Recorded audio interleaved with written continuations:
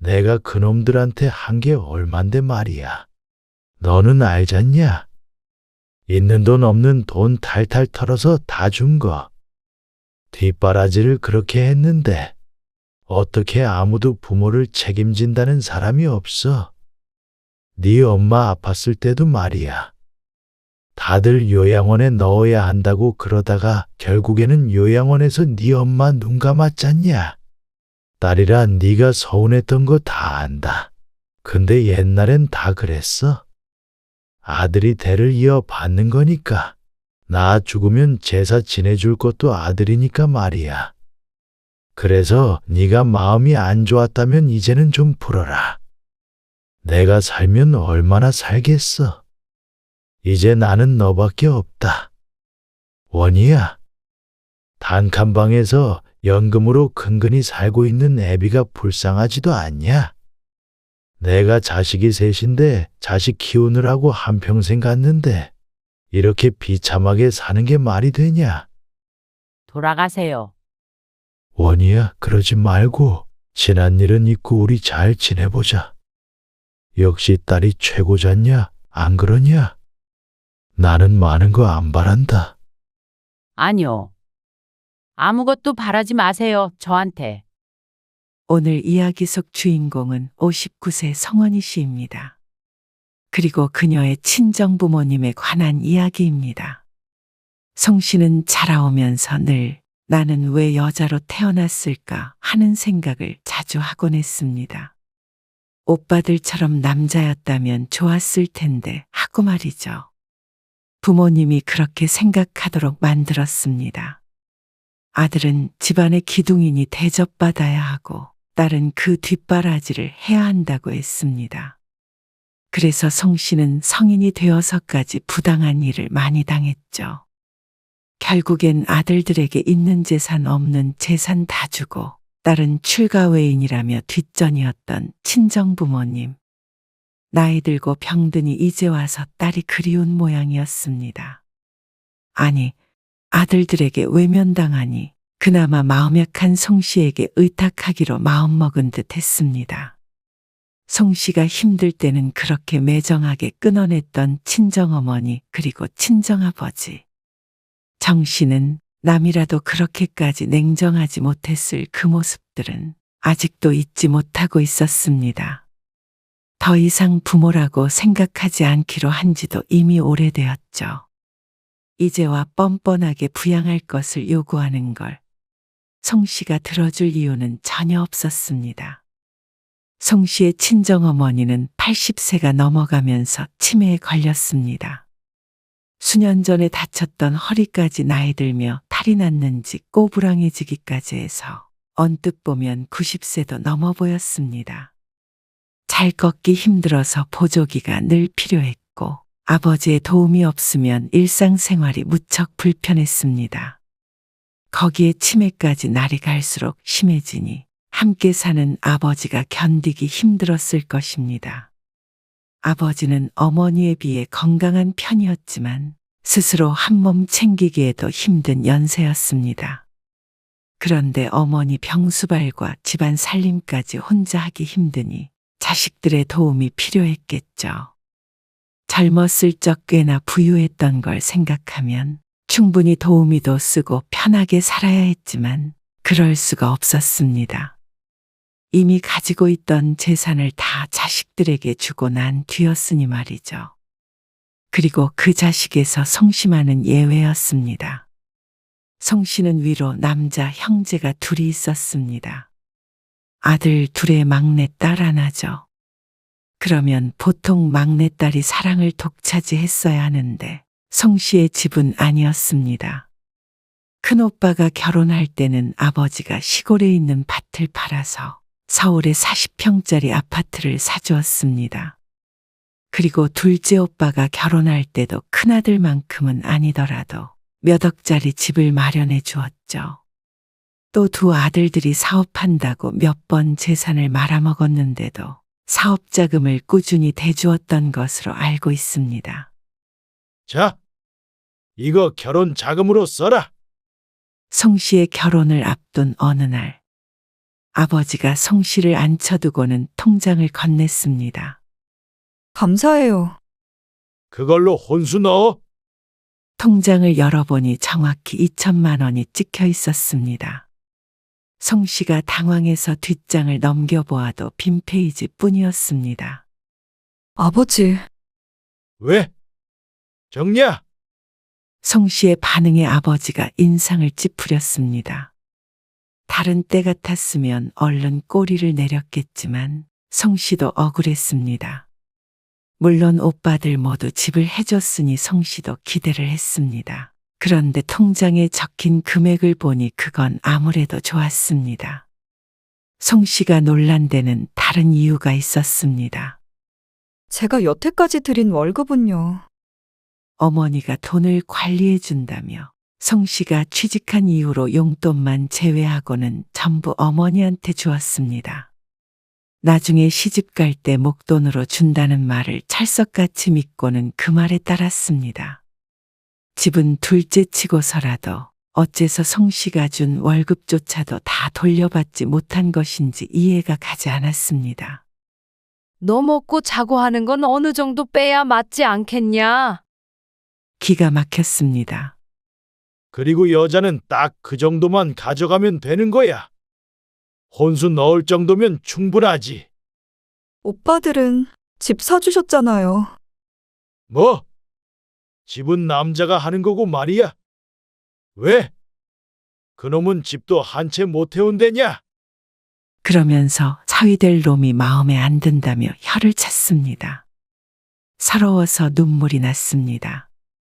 집안 사정이 어려워서가 아니라 여자이기 때문에 그 정도밖에 지원해 줄 생각이 없다는 말에 얼마나 괴로웠는지 몰랐습니다. 그래도 이건 너무 불공평하잖아요.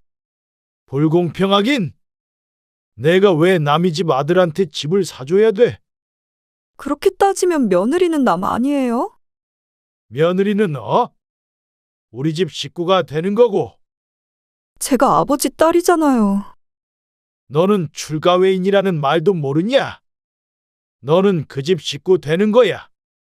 그니까 2천만 원이면 많이 주는 거지. 진짜 자식은 제사 지내주는 자식이 진짜 자식인 거야. 너도 나중에 자식 나오면 알거다. 고생해서 직장 다니며 번 돈도 모으지 못하고 송 씨는 딱 2천만 원을 들고 결혼했습니다. 그 덕에 상견례에서도 결혼이 취소될 뻔했지만 남편이 모두 괜찮다고 해주어서 겨우 결혼이 성사될 수 있었죠. 그리고 눈물 흘리는 송 씨를 남편이 위로해 주었습니다. 우리가 열심히 살면 돼. 부모님 지원 없으면 어때? 말은 그렇게 했지만 남편은 모아둔 돈도 있었고 집에서도 어느 정도 지원을 받았습니다. 그래서 전세집을 얻어서 신혼을 시작할 수 있었습니다. 송 씨까지 결혼을 하고 나니 부모님은 단둘이 되었습니다. 큰일이 있을 때는 아들들을 찾았지만 자질구레한 일을 챙기는 건 꼭 송 씨에게 연락을 했습니다. 원이야, 이번 주말에 집에 좀 와라. 왜요? 김장해야 할 거 아니야. 김장이요? 저희는 김치 안 먹어요. 새언니 불러서 같이 하세요. 걔들은 애기 때문에 바쁘잖냐? 안 먹어도 와서 좀 거들어. 저도 바빠요. 주말에 회사 나가봐야 돼요. 뜬금없이 전화해서 김장을 거들라는 어머니. 송 씨가 거절하자 혀를 차며 말했습니다. 그러게 주말에도 일하게 하는 놈을 만나냐? 어쨌거나 저는 못 가요. 너는 어떻게 돼 내가 김치도 안 먹고 살아? 나중에 달라고 하지 마. 달라고 안 해요. 넌 성격이 그게 문제야. 어? 부모가 얘기하면 내하고 달려와야지. 그러자 또 서운해하면서 한마디 두마디 세마디 전화를 끊지 않았습니다. 며느리들이 도와주러 안 오니 가장 부려먹기 쉬운 일꾼에게 연락을 한 듯 했습니다. 이전 같았으면 가서 도왔겠지만 송 씨도 마음에 앙금이 있었죠. 그래도 가서 좀 도와드리지. 아니야. 안 갈래. 마음 약한 남편은 송 씨의 부모님을 챙기려고 노력을 많이 했습니다. 어디에 데려다 줘라. 뭐가 안 된다. 아들들이 받아주지 않으면 꼭 사위에게 전화해서 짐꾼처럼 기사처럼 부렸습니다. 그러면서 그동안 수모를 당한 것이 몇 번인지를 몰랐습니다. 그러니 송 씨도 더욱 부모와 거리를 두려고 하는 것이었습니다. 아무리 잘해도 사위가 마음에 차지 않는다는 걸 티를 내지 못해 안달이니 말이죠. 하지만 부모 자식 사이이기 때문에 제대로 선을 긋기는 힘들었습니다. 송 씨 부부가 마음이 약하기도 했고 그래도 부모가 아닌가 하는 생각에 자꾸만 끌려다녔습니다. 그래서 송 씨의 어머니가 한 달간 입원을 했을 때도 송 씨가 퇴근 후에 왔다 갔다 하며 병수발을 들어야 했습니다. 큰오빠는 안 온대요. 네 오빠들은 바쁘잖아. 새언니는요. 집에 있잖아요. 왜 한 번도 안 와요? 그러자 잠시 말문이 막힌 어머니. 옆에 있던 아버지가 역정을 냈습니다. 왜 네 엄마 아픈데 좀 와서 도와주는 게 그렇게 싫으냐? 늘 이런 식이었습니다. 그렇게 아들 노래를 부르는데 정작 필요할 때는 오지 않는 아들들. 아들들에게는 주기만 하고 딸에게는 받기만 하는 부모님. 그래도 원이 너라도 이렇게 옆에 있으니까 얼마나 좋냐? 그래도 옛날 분들이라 그렇지. 아무리 딸이라도 자식에 대한 사랑은 있는 줄 알았습니다. 하지만 그것마저도 부모의 사랑을 바랐던 송 씨의 착각이었던 것 같았습니다. 어머니, 저 부탁이 있는데 무슨 부탁? 연희랑 주희 저녁에만 좀 봐주실 수 있으세요? 남편이 2년 전에 직장을 그만두고 사업을 하기 시작했는데 그맘때쯤 사업이 어려워져서 힘들었던 시절이 있었습니다. 둘째를 낳고 집에서 쉬다가 이대로는 안 되겠다 싶어서 다시 직장에 나가려고 친정어머니에게 부탁을 했습니다. 어린이집 끝나고 송 씨 부부가 퇴근할 때까지만 봐달라고 말이죠. 둘째가 어리니 몇 개월만이라도 도움을 받고 싶었습니다. 큰오빠네 자식들도 3년간 키워주었던 어머니였습니다. 그래서 그런 부탁도 해볼 수가 있었죠. 내가 왜 걔들을 봐주냐? 어머니의 대답에 송 씨의 눈이 크게 뜨였습니다. 할 말을 잃어 넋을 놓고 있는데 어머니가 말했습니다. 왜 손주하냐? 그리고 너는 나이 든 엄마한테 애를 맡기고 싶니? 선호랑 준호도 봐줬잖아요. 아니 근데 박서방은 뭐 하는 사람이야? 일이 그 지경이면 노가다라도 해야지. 너한테 일하라 그래? 또 애꿎은 사위 탓이었습니다. 아무리 힘들어도 어머니를 찾아온 자신의 잘못이었습니다. 뭘 기대하고 한 부탁인지 몰랐습니다. 늘 겪으면서도 이렇게 어머니를 찾는 걸 보니 아직 정신이 덜 든 것 같았습니다. 사업을 아무나 하는 줄 아나? 그 말에 송 씨도 화가 치밀었습니다. 둘째 오빠도 여전히 사업이 어려워서 아버지의 손 벌리는 걸 모르는 것도 아닌데 말이죠. 그러면 저도 오빠처럼 사업 자금 좀 보태주세요. 그러니 평소라면 하지도 않았을 말을 했습니다. 참 얘는 엉뚱한 데다가 돈을 달래? 너도 그러면 사돈한테 도와달라고 그래. 어딜 친정에 손을 벌려? 그 집도 참 웃긴다. 아들 하나 있는 거 안 챙기고 뭐 하는 거야? 그 말에 괜한 짓을 했다 싶었습니다. 그리고 마음속에서 부모라는 존재를 서서히 지우기 시작했습니다. 자신의 위치를 다시 한번 확인하는 계기가 되었습니다.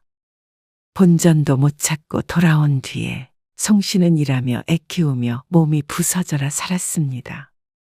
남편도 하루에 4-5시간도 제대로 못 자고 일했고 그렇게 2년쯤 지나자 남편이 하는 일이 무척 잘 되기 시작했습니다. 이 악물고 살아온 보람이 있었습니다. 돈은 그렇게 쫓을 때는 가까워지질 않더니 이제는 돈이 송씨 부부를 쫓았습니다. 돈을 벌기 시작하니 순식간이었습니다.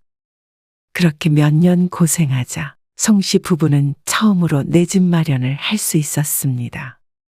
그것도 무척 좋은 집으로 말이죠. 계약하던 날 너무나 기쁘고 서글퍼서 눈물이 났습니다. 함께 고생한 송씨 부부에게는 무척 의미가 있는 집이었습니다. 이사하고 애들도 좋은 교육시키고 앞으로는 걱정거리가 없을 것 같았습니다. 그런데 송씨의 부모님은 그 소식을 듣고는 무척 못마땅해 했습니다. 너는 너만 잘 살면 그만이야? 그게 무슨 말씀이세요? 너희 오빠 요즘 힘들어서 그렇게 고생하고 있는 거 뻔히 알면서 그렇게 큰 집으로 이사 갔다고 동네방네 자랑을 하고 다녀? 자랑한 적 없어요. 너희도 참 너희다. 그렇게 돈 벌었으면 힘든 형제 도와줄 생각은 못하냐? 어이가 없는 말이었습니다. 이사하는데 부모님에게서도 형제들에게서도 10원 한 장 받은 적이 없었습니다.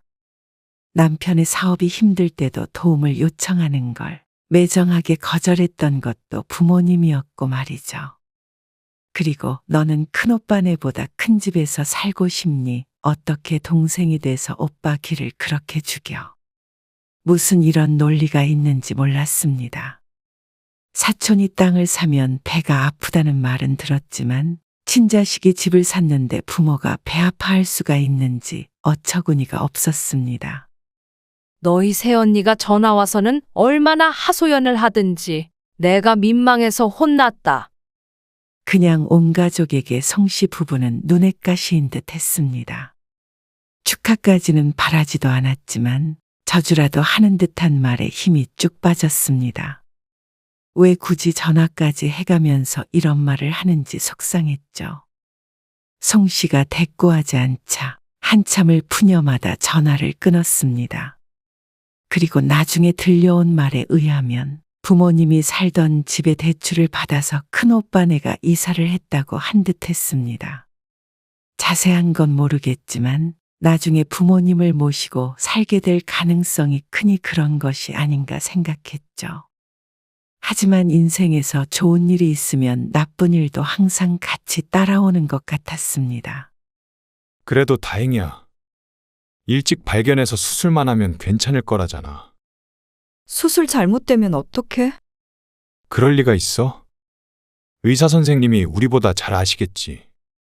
걱정 말라고 하셨으니까. 당신은 아무 생각 말고 건강만 챙겨. 송씨는 유방암 진단을 받았습니다. 다행히 일찍 발견해서 위험하진 않다고 했지만 사람 마음이 그런다고 안심할 수 있는 건 아니었습니다. 송씨는 서둘러 수술 날짜를 잡았습니다. 거봐. 잘 될 거라고 했잖아. 수술은 잘 끝났습니다. 항암을 몇 번 해야 하긴 하지만 걱정했던 것에 비해서는 다소 싱겁게 느껴지기까지 했습니다. 근데 오늘 장모님 오시기로 했어. 뭐, 왜? 당신이 말했어? 그럼 어떻게 연락을 안 드려? 다른 일도 아니고. 남편의 순수한 마음은 알겠지만 송씨는 과연 부모님이 걱정을 할까 싶었습니다. 그런데 병실을 찾아온 부모님 무척 걱정스레 말을 했습니다. 너는 어떻게 암 걸린 거를 숨길 수가 있어? 그래도 우리가 부모인데. 수술은 잘 됐다니? 네. 잘 됐어요. 걱정 마세요. 심장이 얼마나 덜컥하던지. 아휴. 그 소리에 송씨는 잠시 마음이 뭉클했던 것도 같았습니다. 그래도 자식이니 걱정은 해주는구나 하고 말이죠. 건강 관리 잘해. 젊다고 막 그러지 말고. 네, 알겠어요. 남편은 송씨의 심정을 알았는지 조용히 자리를 비켜주었습니다. 그런데 그런 감동도 10분이 지나지 않아 깨지게 되었습니다. 오랜만에 만난 김에 너한테 뭐 좀 물어봐야겠다. 뭘 말씀이세요? 그 외에 박서방 사업하는 거 있잖냐? 네, 직원들도 있을 거 아니야? 네, 있죠. 그러면 네 큰오빠랑 같이 동업 좀 하라 그래라. 네? 동업이요? 그래. 그래도 손윗사람이 그 밑으로 들어갈 수는 없고. 동업하는 식으로 말이야. 무슨 말씀이세요? 그게 그러면 네 오빠 그렇게 둬. 자꾸만 뭐가 잘 안 된다는데 말이야.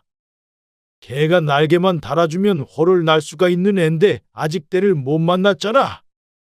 박서방 사업이 그렇게 잘 된다며. 그러면 한 짜리 내주는 거 어려운 일도 아니잖아. 역시나 목적이 있으니 여기까지 찾아온 듯 했습니다. 부모님의 말을 듣자 성 씨의 어깨가 툭 내려앉았습니다. 말도 안 되는 소리 하지 마세요. 뭐? 말도 안 되는 소리? 박서방이 무슨 사업하는지는 아세요? 그게 뭐가 중요하냐? 사업이 거기서 거기지. 이런 말씀 하실 거면 이만 돌아가세요. 뭐야? 너 돈 좀 벌었다고 그렇게 가족 등지고 사는 거 아니다.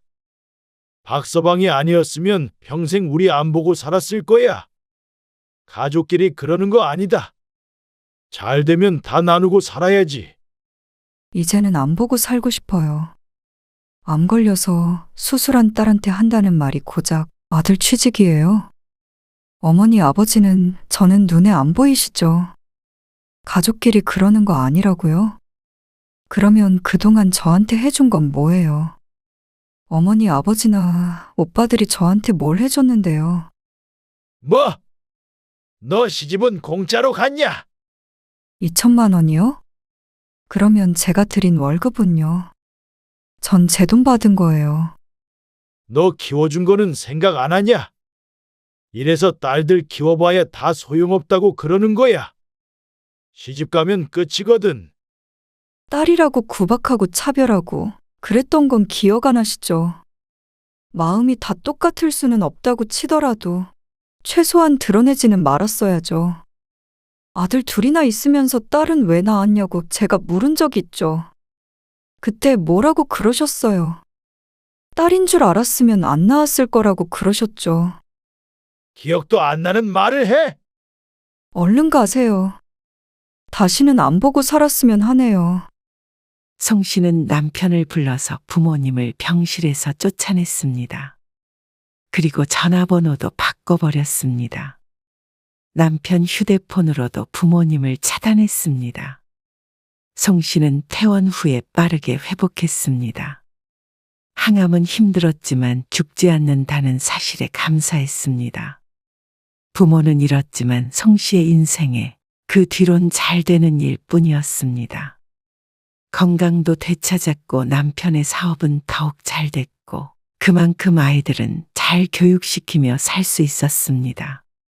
그리고 얼마 뒤에 남편의 일로 인해서 성 씨 가족은 함께 싱가폴로 가게 되었습니다. 최소 5년 정도는 있어야 할 거라는 말에 성 씨는 차라리 잘 됐다고 생각했죠. 그곳에서 성 씨는 부모님에게 받은 상처를 잊고 열심히 살았습니다. 어떻게 알았는지 남편에게 전화한 어머니가 조카를 유학 보내고 싶다며 성 씨의 집에서 데리고 있으면 안 되겠냐고 물은 적이 있었습니다. 옆에서 듣고 있던 성 씨가 전화를 끊어버렸습니다. 그리고 그 뒤로는 연락이 오지 않았죠. 그렇게 10년 넘게 외국 생활을 했습니다. 가끔 한국을 방문하더라도 가족 중 누구에게도 연락하지 않았습니다. 그리고 2년 전에 다시 한국으로 돌아오게 되었습니다. 성 씨가 57세가 되었을 때였죠. 귀국한 지 반년쯤 되었을 때 성 씨의 큰오빠에게서 연락이 왔습니다. 어머니 치매 걸리신 건 아냐? 거동도 불편하고 아버지 혼자 돌보기 힘들어 하셔서 형제끼리 돌아가면서 도와드리고 있다. 너도 한국 왔다고 그러니까 앞으로는 자식돌이 해야지. 자식돌이? 그래. 너도 어머니 딸 아냐? 그렇게 연 끊고 가서 나 몰라라 한 것도 세상에 없을 불효 아니냐. 이제라도 잘해. 아니, 나는 그럴 생각 없으니까 아들들끼리 알아서 해. 뭐? 다른 자식 아니야? 그래? 자식 아니더라. 살아보니까 어머니 아버지한테 딸은 자식 아니더라. 그걸 지금 안 오빠가 신기하네. 송 씨는 그냥 전화를 끊어버렸습니다. 한국에 들어온 지 얼마나 됐다고 악몽이 시작되는 듯 했습니다. 어쩌면 자신에게 그런 말을 할 수 있는지 몰랐습니다. 성물 같은 생각일지는 모르겠지만 부모님 재산을 전부 받아갔으면 아들 둘이 알아서 해야 하는 문제가 아닐까 싶었죠. 그게 상식이 아닌지 송 씨는 식구들이라면 떠올리고 싶지도 않았습니다. 하지만 그건 시작에 불과했습니다. 그 뒤로 작은 오빠, 새언니, 아버지 전부 연락을 하기 시작했습니다. 네 엄마 그러면 그렇게 둘 거야? 제가 그럼 뭘 어떻게 하라는 건데요? 치매가 심하지는 않지만 아버지 혼자 수발 들고 집안일까지 하려니 힘들다고 하소연을 했습니다. 아버지는 크게 아픈 곳은 없었지만 아버지도 벌써 80 중반이었습니다. 힘에 붙일 만도 했죠. 하지만 그건 송 씨의 사정이 아니었습니다. 며느리가 둘이나 있는데 왜 엉뚱한 데다 이러시는지 모르겠네요. 아들들한테 말씀하세요. 다들 먹고 살기 바쁜데 어떻게 부탁을 하냐? 저는 못하니까 그런 줄 아세요. 아, 그러면 도움이라도 쓰게 돈이라도 붙여. 부모가 아프다고 해도 눈 하나 깜짝을 안 해? 자식이 암에 걸려도 눈 하나 깜짝 안 하는 부모도 있는데요. 뭘. 뭐야? 저는 이제 부모 없다고 생각하고 살기로 했어요. 이런 매정한 것을 봤나? 그러고 나서 1년 뒤에 어머니가 돌아가셨다는 소식을 들었습니다. 그 소식을 듣고 잠시 숨을 멈췄지만 그뿐이었습니다. 눈물은 메마른 듯 흐르지 않았습니다. 송 씨가 남편과 함께 장례식에 가니 아버지는 도끼 눈을 뜨고 노려보았고 며느리들은 오히려 송 씨에게 살갑게 굴었습니다. 앞으로 아버지 좀 잘 챙겨주라며 말이죠. 아버지 혼자 남았으니 이제 거취를 어떻게 할 것인지 슬슬 걱정이 되는 모양이었습니다. 송 씨가 나 몰라라 하자 며느리들은 골인한 듯 인상을 찌푸리면서도 뭐라고 반박하지 못했습니다. 혹시라도 그 재산 나눠달라는 소리를 할까봐 무서운지도 몰랐습니다. 그리고 어느 날 큰오빠에게서 전화가 왔습니다. 네가 아버지 좀 모셔라. 정말 휴대폰 번호 또 바꾸게 하지 마. 지긋지긋하다. 너무 그렇게 섭섭해하지만 말어. 우리도 고생 많았어. 장남의 무게를 네가 알아.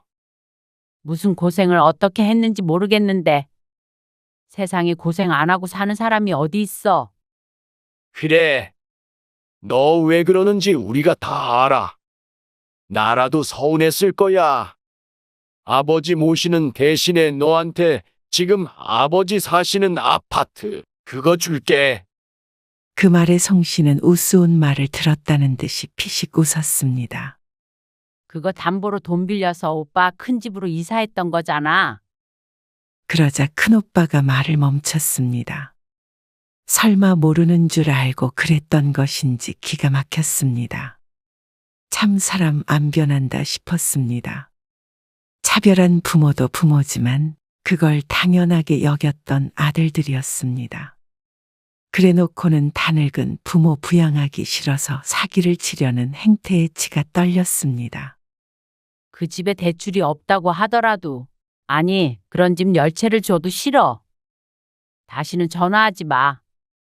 아버지 돌아가시면 그때 해. 그러고는 전화를 끊어버렸습니다. 심호흡을 해도 가슴에 돌덩이가 앉은 듯 답답했습니다. 당신 괜찮아? 괜찮아. 별일 아니야. 그리고 송 씨는 모든 가족들의 번호를 차단해 버렸습니다. 돌아가면서 오는 전화에 질려버렸습니다. 다시는 상종도 하고 싶지 않아서 남편에게도 신신당부를 해두었습니다. 차라리 잘 됐다 싶었습니다. 연 끊고 사는 게 마음이 편한 것만은 아니었는데 이참에 제대로 정을 뗄 수 있을 것 같았습니다. 그렇게 1년 반이 흐르고 아버지가 송 씨의 집으로 찾아왔습니다. 전화는 해도 직접 찾아온 적은 없었는데 몰골이 참 딱했습니다. 집은 처분해서 남은 돈으로 작은 집 구했다. 혼자 살 만한 원룸 같은 곳 말이야. 그래서 왜 찾아오신 거예요? 권택이랑 권우, 그놈 자식들이 참 못된 놈들이야. 그러면서 벼랑간 아들들 흉을 보기 시작했습니다. 한 귀로 듣고 한 귀로 흘려도 아들들이 아버지에게 등을 돌렸다는 사실은 알 것 같았습니다. 내가 그놈들한테 한 게 얼만데 말이야. 너는 알잖냐? 있는 돈 없는 돈 탈탈 털어서 다 준 거. 뒷바라지를 그렇게 했는데 어떻게 아무도 부모를 책임진다는 사람이 없어. 며느리들도 똑같아 악귀들이야. 네 엄마 아팠을 때도 말이야. 다들 요양원에 넣어야 한다고 그러다가 결국에는 요양원에서 네 엄마 눈 감았잖냐. 자세한 사정은 알고 싶지 않았습니다. 이제 와서 그런다고 뭐가 달라지나 싶었습니다. 딸이라고 많이 서운했지. 근데 옛날엔 다 그랬다. 아들이 대를 이어받는 거니까. 나 죽으면 제사 지내줄 것도 아들이니까 말이야. 그래서 네가 마음이 안 좋았다면 이제는 좀 풀어라. 내가 살면 얼마나 살겠어. 그러면서 이해를 강요하는 아버지를 송 씨는 끝까지 이해할 수 없었습니다. 송 씨도 자식을 낳고 키워보니 알 것 같았습니다. 사랑하는 자식을 어떻게 그렇게 대할 수 있었을까요? 날 자식으로 생각하지 않고 집안의 부품 정도로 생각했다는 건 알 수가 있었습니다. 그러니 송 씨도 부모를 더 이상 사랑할 수가 없었습니다. 그게 유일한 깨달음이었죠. 이제 나는 너밖에 없다. 원희야. 연금으로 근근히 살고 있는 애비가 불쌍하지도 않냐. 내가 자식이 셋인데 자식 키우느라고 한평생 갔는데 이렇게 비참하게 사는 게 말이 되냐? 돌아가세요. 한참을 하소연하던 아버지에게 송 씨가 무감하게 말했습니다. 원희야, 지난 일은 잊고 우리 잘 지내보자. 역시 딸이 최고잖냐? 안 그러냐? 나는 많은 거 안 바란다. 아니요, 아무것도 바라지 마세요. 저한테. 원희야, 저는 부모님은 다 돌아가셨다고 생각하고 살고 있어요. 그러니까 이렇게 찾아오시는 것도 그만하세요. 아무리 그래도 네가 어떻게 나한테 이러냐? 박서방, 자식의 도리로 이러는 거 아니지 않나? 애들이 뭘 배우겠어? 아버지는 송 씨에게 말해서는 소용이 없다고 생각했는지 옆에 서 있던 남편을 붙잡고 흐느꼈습니다. 남편은 이러지도 저러지도 못하고 난감해했습니다. 애들이요? 아버지는 우리 애들 이름이나 아세요? 그러자 아버지가 입을 뻐끔뻐끔 하더니 끝내 아무 말도 내뱉지 못했습니다. 거보세요. 손주 유학 책임지라면서 저한테 전화하셨던 분 답지 않네요. 만약 경제적으로 힘드신 거면 아들들에게 줬던 거 도로 가져오세요. 만약 자식이 그리우신 거라고 하더라도 번지수 잘못 찾으셨어요. 한 번 더 찾아오시면 이사를 가던지 다시 이민 갈 거니까. 다시는 괜한 발걸음 하지 마세요. 그리고는 힘없는 노인네를 집에서 쫓아버렸습니다. 남편은 마음이 불편한지 자꾸만 현관을 쳐다보았습니다. 우리가 모시는 건 그래도 경제적으로라도 조금 도움을 드리면 어때? 당신 마음도 안 편할 거고. 멀쩡한 아들들이 있는데 내가 왜? 당신은 지난 세월 다 잊었어? 우리 어머니 아버지가 당신한테 어떻게 했는지. 그러자 남편은 씁쓸한 표정을 지었습니다. 부모도 부모다워야 부모인 거야. 피만 섞였다고 다 부모 아니야? 더는 생각하지 말자. 아버지는 돌아가셨을 때 그때 볼 거야. 송 씨의 단호한 말에 남편도 더는 다른 말을 꺼내지 않았습니다. 송 씨는 아버지를 쫓아낸 것을 결코 후회하지 않았습니다. 아버지의 후회는 늦어도 한참 늦었습니다. 이제 와서 딸이라고 찾아와 의탁하려는 아버지에게 더욱 분노만 일었습니다. 늘 그랬습니다. 좋은 것은 아들들에게 주고 딸에게는 제일 나쁜 것만 주었습니다. 부모 부양이라는 의무만을 지워주려는 아버지. 늘 사랑했지만 부모님의 뒷모습만 봐야 했던 송 씨였습니다. 이제는 그러지 않기로 했습니다. 내 가정 챙기기에도 바빴고 행복만 하기에도 하루하루가 모자랐습니다.